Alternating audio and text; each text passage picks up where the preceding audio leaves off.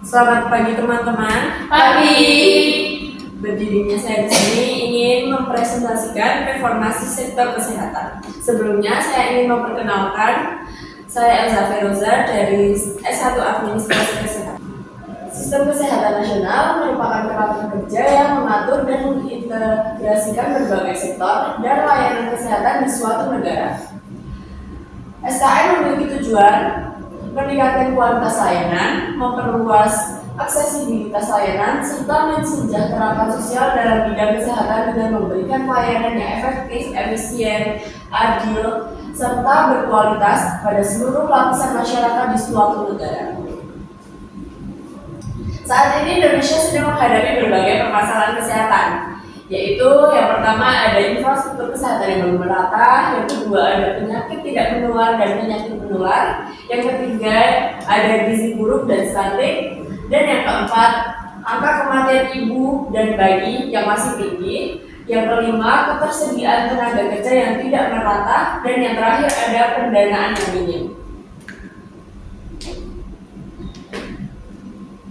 Menurut WHO, sistem kesehatan merupakan suatu proses dari berbagai faktor kompleks yang diperlukan dalam memenuhi kebutuhan kesehatan individu, kelompok, maupun masyarakat di suatu negara. Sistem kesehatan merupakan suatu hal yang perlu diperhatikan dalam meningkatkan standar kesehatan yang dapat dijangkau di semua kalangan.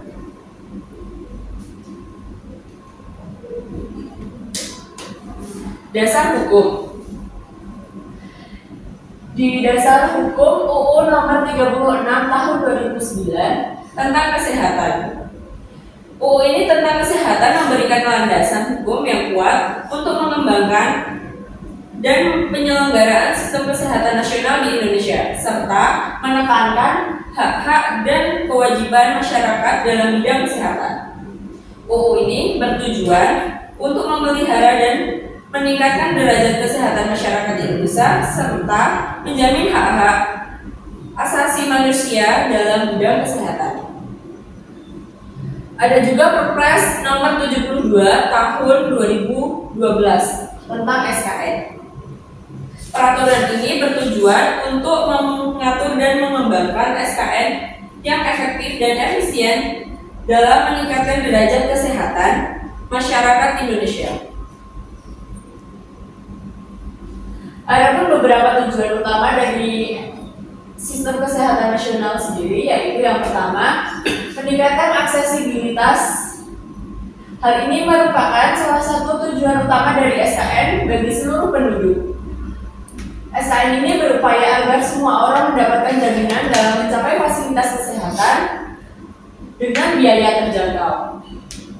Yang kedua, meningkatkan kualitas pelayanan kesehatan yang diberikan kepada individu maupun masyarakat. Hal ini meningkatkan kualitas kesehatan seperti layanan medis, fasilitas kesehatan, teknologi medis, dan sumber daya manusia yang mencakup kompetensi dan keahlian tenaga medis. Yang ketiga, yaitu meningkatkan keadilan sosial di bidang kesehatan dengan memberikan pelayanan yang efektif dan efisien serta adil dan berkualitas kepada seluruh lapisan masyarakat, kelompok maupun daerah. Yang keempat, yaitu meningkatkan koordinasi dan integrasi sehingga penerima layanan kesehatan mendapat perawatan yang komprehensif dan berkelanjutan. Yang terakhir, yaitu meningkatkan upaya preventif dan promosi kesehatan. Dengan memfokuskan upaya pencegahan ini, SKN mengharapkan beban penyakit di masyarakat dapat berkurang dan meningkatkan kesehatan secara merata.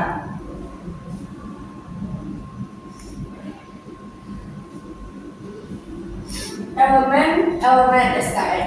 Berdasarkan Perpres nomor 72 tahun 2012, SKN terdiri dari beberapa subsistem, yaitu yang pertama ada upaya kesehatan, yaitu meliputi promotif, preventif, kuratif, dan rehabilitatif.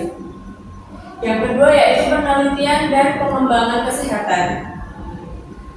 Mengembangkan penelitian dan pengembangan pengembangan untuk meningkatkan kualitas pelayanan kesehatan. Yang ketiga yaitu pembiayaan kesehatan. Pembiayaan kesehatan ini mengatur dan meningkatkan pembiayaan kesehatan untuk memastikan akses yang adil. Yang keempat yaitu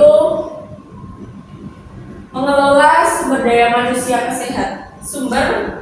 manusia dalam bidang kesehatan agar lebih berkualitas.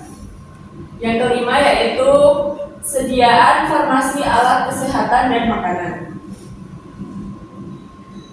Dan yang keenam, manajemen informasi dan regulasi kesehatan. Dan yang terakhir yaitu pemberdayaan manusia, pemberdayaan masyarakat.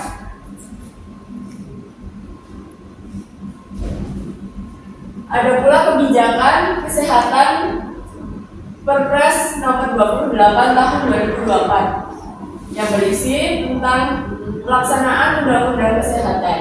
Salah satu tujuan utama dari peraturan ini adalah meningkatkan layanan promotif dan preventif untuk mencegah masyarakat jatuh sakit. Berikut adalah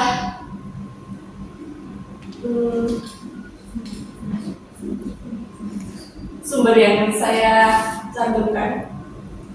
Terima kasih.